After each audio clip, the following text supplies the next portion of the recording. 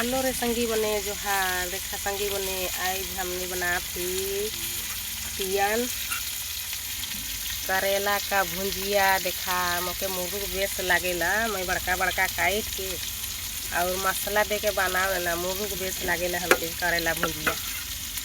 और छुआ मन ले लाइन दे रही इन्हें चिकन मुर्गा देख सकला, चिकन मुर्गा खात हैं छुआ मने। और मोर ले करेला मुर्गा भी बेसे लागेला, लेकिन करेला मोके खास करके मुर्ग बेस लागेला। और करेला न मैं बहुत सुंदर खावला भात। और इन्हें भूजा था इसमें तक देख सकला भूजते यहाँ आधा तो भूज लो।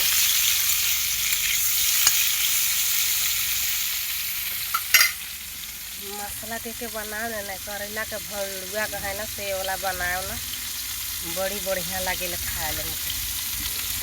तो मैं बड़का बड़का काट के और भूज दिल एक बाद में मैं एखन मसाला दे देबू और बनाबू प्याज मरचाई मसाला डाल के एकदम बिलती बने और मुर्ग बेस लागे। तोहरे मैंने खा लेकिन ऐसा मौके तो मुर्ग बेस लागे मैं तो खाओ ना। और इन्हें चूल्हा बटे देखा भूजाते है एखन